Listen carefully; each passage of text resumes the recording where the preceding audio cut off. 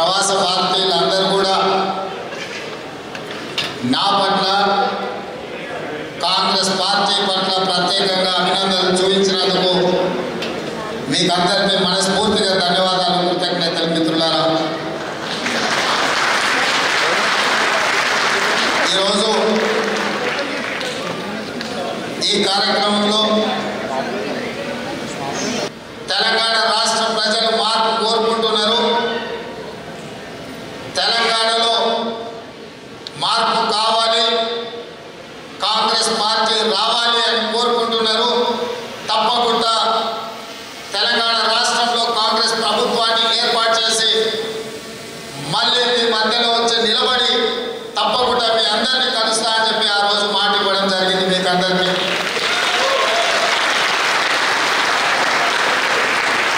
సరిగ్గా 365 రోజులు తిరిగే కల్లా మీ అందరి సహకారంతో, ముఖ్యంగా ఎన్ఆర్ఐ మిత్రుల కుటుంబాలు మీ అందరి సహకారంతో తెలంగాణ రాష్ట్రంలో శాశ్వతంగా అధికారంలో ఉంటామని, మా ఆధిపత్యమే జరుగుతుంది అని, ప్రజలపై ఆధిపత్యాన్ని చెలాయిస్తామని విర్రవీగిన వాళ్ళను మీ అందరి సహకారంతో కూకటి వేళ్లతో పెకిలించి పగ్గాల ఖాతంలో వేయడానికి ప్రతి కాంగ్రెస్ పార్టీ కార్యకర్త కృషి చేయడం జరిగింది. ఇవి దేనికి సింబాలిజం అంటే, బానిస సంఖ్యలను తెంచుకొని స్వేచ్ఛా వాయువులను పీల్చుకోవడానికి సంకేతంగా స్టాచ్యూ ఆఫ్ లిబర్టీని న్యూయార్క్ నగరంలో నిర్మించడం జరిగింది. ఈరోజు సరిగ్గా డిసెంబర్ 3, 2023 నాడు తెలంగాణ రాష్ట్రంలో తెలంగాణ ప్రజలు తెలంగాణ తల్లి బానిస సంఖ్యలను తెంచి తెలంగాణ ప్రజలకు స్వేచ్ఛను ప్రసాదించి తెలంగాణ రాష్ట్రంలో ప్రజా ప్రభుత్వాన్ని ఏర్పాటు చేసే అద్భుతమైన తీర్పును డిసెంబర్ 3 తారీఖు నాడు ఇవ్వడం జరిగింది. తెచ్చుకున్న తెలంగాణ రాష్ట్రం కొద్దిమంది చేతిలో బందీ అయి చాలా మంది తెలంగాణ 10 సంవత్సరాలలో దోపిడీకి గురైందని భావించింది.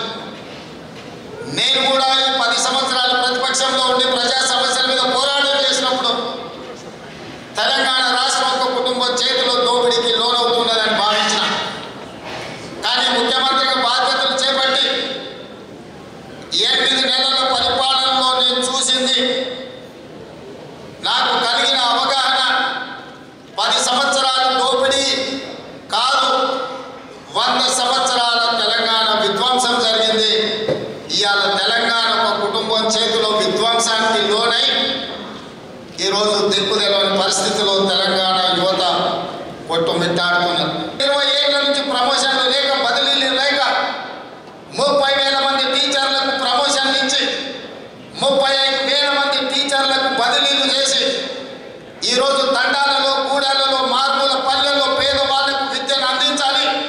పేదవాడు చదువుకున్నప్పుడే విద్యా ప్రజాస్వామ్యం పరిడవిల్లుతుంది.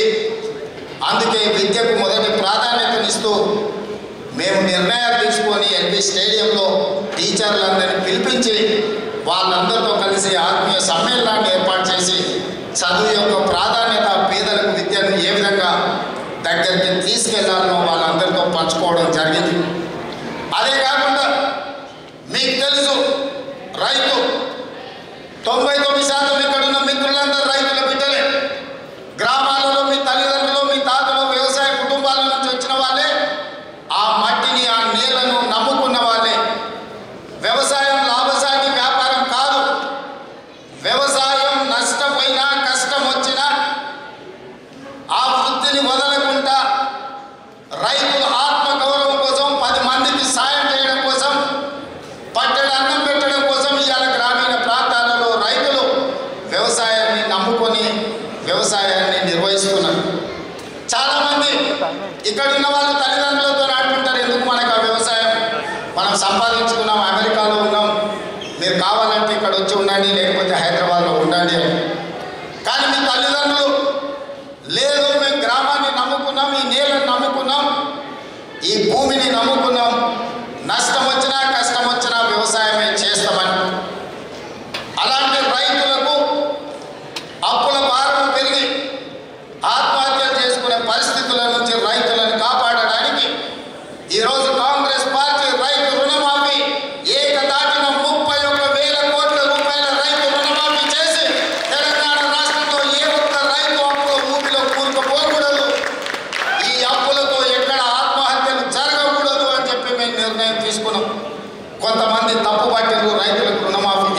చేస్తున్నారని నేను అడుగుతున్న ఈ వేదిక మీద నుంచి తప్పుపట్టిన వాళ్ళని 10 సంవత్సరాలలో నరేంద్ర మోడీ ప్రధానమంత్రిగా కార్పొరేట్ కంపెనీలకు 14 లక్షల కోట్ల రూపాయల ఏకదాటిన రుణమాఫీ చేసి కంప్లీట్ లోన్ మేప్ చేసినప్పుడు బ్యాంకుల్లో రుణాలు తీసుకొని బ్యాంకులను మోసగించి దేశ సరిహద్దులు దాటుతున్న వాళ్లకు 14 లక్షల కోట్ల రూపాయల రుణమాఫీ మీరు చేసినప్పుడు మమ్మల్ని కన్నా మమ్మల్ని పెంచిన మాకు పట్టెడు అన్నం పెట్టిన రైతాంగం కోసం 31,000 కోట్ల రుణమాఫీ చేస్తే నీకు వచ్చిన కష్టమేంది, నీకైన నొప్పేంది అని చెప్పి శాసనసభలో నేను మాట్లాడడం జరిగింది. ఇవాళ ఇక్కడ ఉన్న మిత్రులకు కూడా కొందరికి అపోహలు ఉండొచ్చు.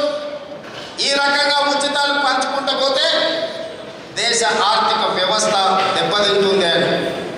ఎస్, అనుచితంగా ఉచితాలు ఇవ్వడం తప్పు. అర్హత లేని వాళ్ళకు ఉచితంగా ఇవ్వడం తప్పు. ఆర్థికంగా కోట్లాధిపతులైన వాళ్ళను వాళ్ళు ప్రభుత్వం ఇస్తున్న ఉచితాలను వాళ్ళు తీసుకోకుంటుంటే మంచిది. నిజమైన పేదవాడికి ప్రభుత్వం వైపు నుంచి సహకారం అందించాల్సిన బాధ్యత ప్రజాప్రభుత్వం మీద ఉన్నది. అందుకే ఈరోజు కాంగ్రెస్ పార్టీ ఆడబిడ్డలకు ఆర్టీసీలో ఉచిత ప్రయాణాన్ని ఏర్పాటు చేసి ప్రతి నెల 350 కోట్ల రూపాయలు, సంవత్సరానికి దాదాపుగా 3,500 కోట్ల రూపాయలు ఆర్టీసీ కార్పొరేషన్కి ఆడబిడ్డల ఉచిత ప్రయాణం కోసం ఈరోజు మేము చెల్లిస్తున్నాం. ఎందుకంటే ఆడబిడ్డకు ఆర్థిక స్వతంత్రం ఉన్నప్పుడే ఆ కుటుంబం మనగడ సాధిస్తుంది అని సంపూర్ణంగా మేము విశ్వసిస్తున్నాం. ప్రతి పేదవాడికి ఇంట్లో 200 యూనిట్ల వరకు ఉచిత కరెంట్ అందించినాం. రాజీవ్ ఆరోగ్యశ్రీతో హెల్త్ సెక్యూరిటీ 10 లక్షల రూపాయల వరకు ఉచిత వైద్యాన్ని అందిస్తున్నాం. ఇవాళ ప్రతి పేదవాడిని ఆదుకోవాలన్న ఆలోచన మన ప్రభుత్వం చేస్తున్నది. మరి ఇన్ని సంక్షేమ పథకాలు అమలు చేయాలి, నిరుద్యోగ సమస్యలు తీర్చాలి, ఎన్నింటిని పరిష్కరించాలి అంటే రాష్ట్ర ఆదాయాన్ని పెంచాలి. రాష్ట్ర ఆదాయాన్ని పెంచాలనే ప్రాధాన్యతలో Congress party education and irrigation ప్రధానమైన వృత్తిగా పేద ప్రజలకు అందించాలన్న ఆలోచనతో పాటు ఎంప్లాయ్మెంట్ క్రియేట్ చేయాలి అని అంటే ఇన్వెస్ట్మెంట్స్ తీసుకురావాలి.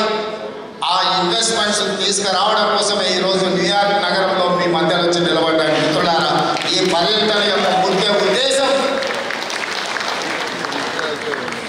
మనల్ని కన్న ప్రాంతం, మనల్ని పెంచిన ప్రాంతం, మనల్ని నమ్ముకున్న ప్రాంతం తెలంగాణ ప్రాంతాన్ని, హైదరాబాద్ నగరాన్ని అభివృద్ధి పదం వైపు నడిపించాలి అంటే ప్రవాస భారతీయుల పెట్టుబడులు మన రాష్ట్రానికి రావాలి.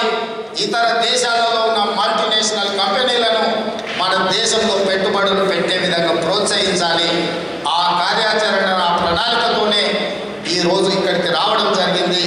ఐటీ రంగంలో ఈరోజు లక్షలాది మంది మీరు అమెరికన్ ఎకానమీని మీరు ఈరోజు డిక్టేట్ చేయగలిగిన స్టేజ్కి వచ్చిందంటే మీరు అందరూ ఐటీ నిపుణులు. దీనికి ప్రధానమైన కారణం ఆనాడు రాజీవ్ గాంధీ గారు సాంకేతిక విప్లవం రావాలి, భారతీయుల యొక్క నిరుద్యోగ సమస్య పరిష్కరించాలని, దేశానికి కంప్యూటర్ను అందించాలని మొట్టమొదట భారతదేశానికి కంప్యూటర్ను పరిచయం చేసింది రాజీవ్ గాంధీ గారు.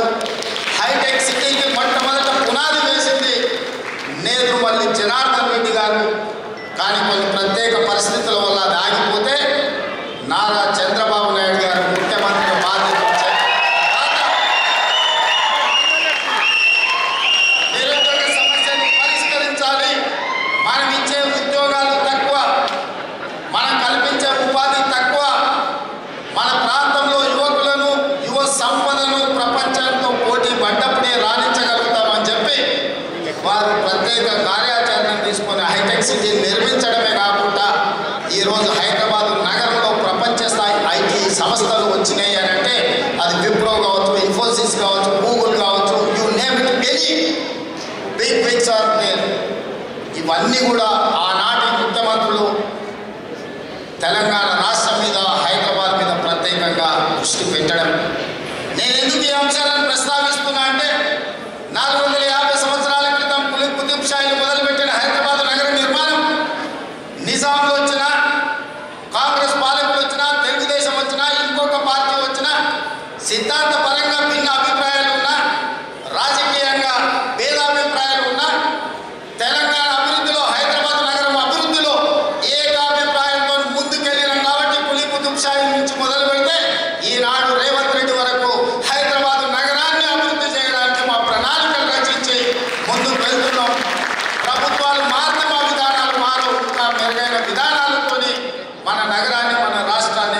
చెయ్యాలన్నదే మా ఆలోచన. ఎవరికైనా ఎలాంటి అనుమానాలు అపోహలు ఉన్న వాటిని తొలగించండి. తెలంగాణ రాష్ట్ర అభివృద్ధి కోసం హైదరాబాద్ నగరాన్ని ప్రపంచ చిత్రపటంలో మెరుగైన స్థానం కోసం ఈ ప్రభుత్వం పనిచేస్తుంది. ఈ ప్రభుత్వం అన్ని రకాల చర్యలు చేపడుతుంది.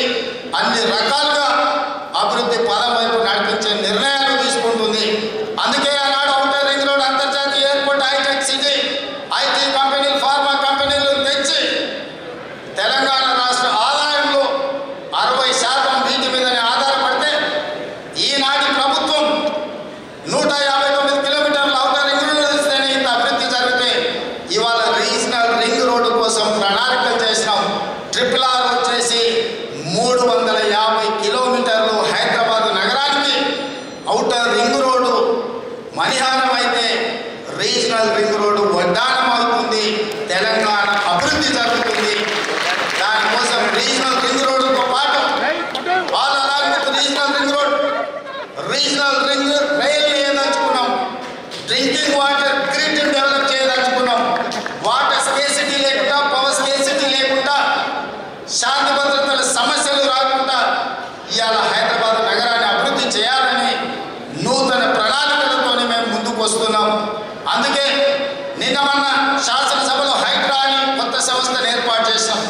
ప్రధానంగా శాంతి భద్రతలను కాపాడడమే కాదు, భూమి ఆక్రమణల నుంచి, చెరువుల కబ్జాల నుంచి, నాలాల కబ్జాల నుంచి, హైదరాబాద్ ట్రాఫిక్ జామ్ల వరకు ఇవాళ నియంత్రించడానికి ఆ సంస్థను ఏర్పాటు చేశాం. అందుకే ఔటర్ రింగ్ రోడ్డు లోపల ఇన్సైడ్ ఉన్న హైదరాబాద్ నగరాన్ని కోర్ అర్బన్ రీజియన్గా, ఔటర్ రింగ్ రోడ్డు నుంచి రీజనల్ రింగ్ రోడ్డు మధ్యలో ఉన్న ప్రాంతాన్ని సెమీ అర్బన్ రీజియన్గా, రీజనల్ రింగ్ రోడ్డు నుంచి తెలంగాణ సరిహద్దుల వరకు రూరల్ రీజియన్గా 3 లేయర్ల కింద ఇవాళ తెలంగాణ రాష్ట్రాన్ని ఒక మెగా మాస్టర్ ప్లాన్తోనే ఇవాళ ప్రణాళికలు సిద్ధం చేస్తున్నాం. గల్ఫ్ క్లబ్ అక్కడనే BCCIతో మాట్లాడిన ఇంటర్నేషనల్ స్టాండర్డ్ క్రికెట్ స్టేడియం, అక్కడనే ఒక 1000 ఏకర్స్లో మెడికల్ టూరిజం హబ్ క్రియేట్ చేస్తున్నాం. మిడిల్ ఈస్ట్ కంట్రీస్ నుంచి చాలా మంది వైద్యం కోసం మన రాష్ట్రానికి, మన దేశానికి వస్తున్నారు. అదేవిధంగా ఇవాళ అమెరికా కోవిడ్ తర్వాత చైనా +1 కంట్రీ కోసం ఎదుగుతున్నారు. ఇవాళ చైనాలో జరిగిన పరిణామాలతోని ఈరోజు అమెరికన్ ఇన్వెస్టర్స్ ఇంకొక చైనా +1 కంట్రీ కోసం ఆలోచన చేస్తుంది. ఆ +1 కంట్రీ తెలంగాణ రాష్ట్రాన్ని +1 కంట్రీగా తీర్చిదిద్దాలని హైదరాబాద్లో ఈ medical side investments, pharma side investments, bulk drug investments, అదేవిధంగా semi conductor investment, artificial intelligence హబ్ని మనం డిజైన్ చేస్తున్నాం అక్కడ. సో ఇవాళ హైదరాబాదు తెలంగాణ రాష్ట్రం భారతదేశంలో ఉన్న 29 రాష్ట్రాలలో ఒక రాష్ట్రం కింద మీరు పరిగణించకండి. చాలామందికి ఆంధ్రప్రదేశ్తోనో, బెంగళూరుతోనో, తమిళనాడుతోనో తెలంగాణ, హైదరాబాద్ పోటీ పడుతుందని అంటున్నారు. నేను అట్లా అనుకోవడం లేదు. నేను తెలంగాణ రాష్ట్రాన్ని ప్రపంచంతోనే పోటీ పడాలనుకుంటున్నాను. తెలంగాణ రాష్ట్రం సర్వ స్వతంత్ర దేశం అయితే ప్రపంచ దేశాలతో ఏ విధంగా పోటీ పడుతుందో మీరందరూ నాకు ప్రపంచంతో పోటీ పడడానికి నాకున్న బాధ ఏంది, కష్టమైందని నేను అడగదలుచుకుంటున్నాను వాళ్ళందరినీ.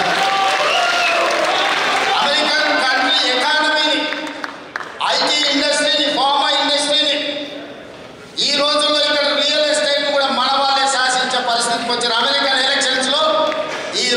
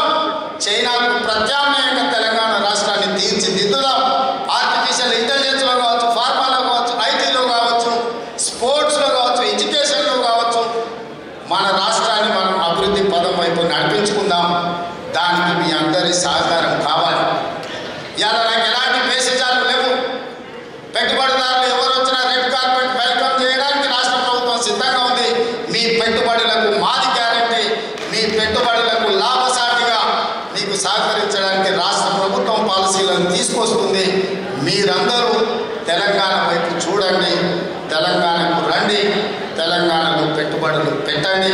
మన రాష్ట్రాన్ని మనం తీర్చిదిద్దుకుందాం. ఇవాళ ఇంత ఉన్నత స్థాయికి ఎదిగిన మీరు ఇన్ని వేల మంది ఇక్కడికి వచ్చి ఇంత గొప్పగా మీరు ఆహ్వానం పలికి అభిమానించినందుకు కాంగ్రెస్ పార్టీ తరఫున, ఓవర్సీస్ కాంగ్రెస్ తరఫున మీకు అందరికీ కృతజ్ఞతలు తెలియజేస్తున్నా. మరొకసారి మీకు అందరికీ స్వాగతం పలుకుతున్నా, మనస్ఫూర్తిగా అభినందనలు తెలియజేస్తున్నా. రండి తెలంగాణ